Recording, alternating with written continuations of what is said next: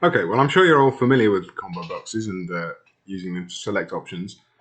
But what you'll find is that they're usually used if there's quite a long list of options. So when I say long, anything more than 5. So you wouldn't normally get them for perhaps just 3 options. It's possible, but you wouldn't always get them like that.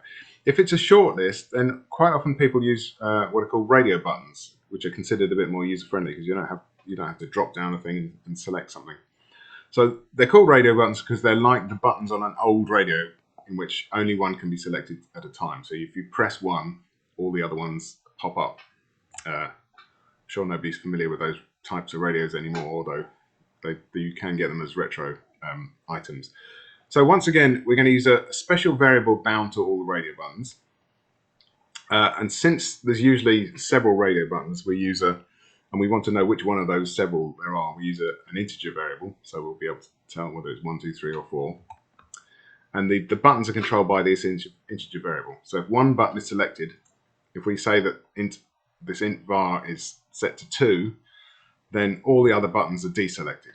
So they're a bit like checkboxes, except that only one of them, if you've got a group of them, only one of them can be selected at any one time. Okay, so here's a group of radio buttons. So you'll see we've got the window as normal. We've got this integer variable called selected, and at the moment it's set to 1. So the options then are, you can see 0, 1, and 2. Okay, and each radio button is created by this radio button widget. So we've got 3 of them, and they're all bound to this variable selected. So it looks like that. That's this is what the radio buttons look like. Should be familiar. And in order to do a responsive version of that, okay, so we want to respond to the user's choices.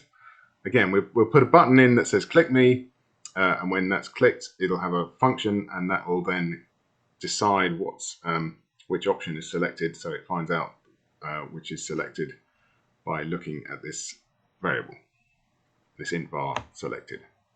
Okay, and then puts that into the output, which the output being bound to this text field.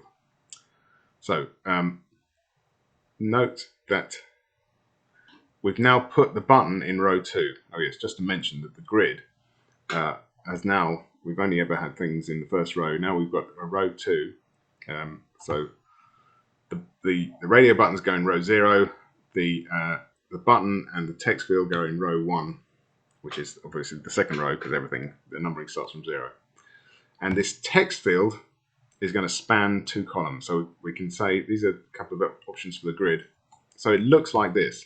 So you can see that the radio buttons are spaced out a bit because they're put into their separate columns, and the column width of this first column 0, is determined by the width of this button, but the column width of the other two columns are determined effectively by this text field, which is the length of which is, well, the width is 30, so that determines the column width. And then these 2 other radio buttons are in column 1 and column 2, and they sit above this text field, which is in columns 1 and 2.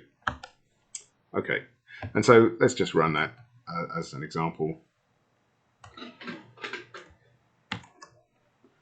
There it is.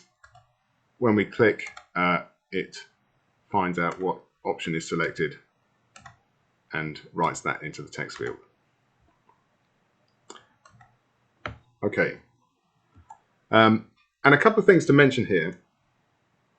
First thing is that as soon as you see things labeled like this, rad 0, rad 1, rad 2, you should start to think, oh, I could do that in a loop. You could have a list of radio buttons and a loop that processes them. So you don't, as soon as you start seeing things numbered 1, 2, 3, 4, you should start thinking that would be better with a loop. Especially, as in this case, they're all storing essentially the same thing, a radio button. It's just the value of that button that changes. So the idea being to make the code as efficient as possible, so more concise and less error prone, and it also makes it easier to add options if you're controlling things with a list and a loop. So in order to do that, let's have a look at a second example. So this second example does exactly the same thing, but now it's using a list and a loop. So we've got we've got this list of the values on the radio buttons, or attached to the radio buttons 0, 1, and 2, and then we loop over that list and we create the radio buttons one at a time in the loop. Okay, everything else in the code is the same, but now if we want more options, it's very easy just to put them into the list by just adding them to the list, and then the buttons get created from this list. So the list controls how many buttons we get.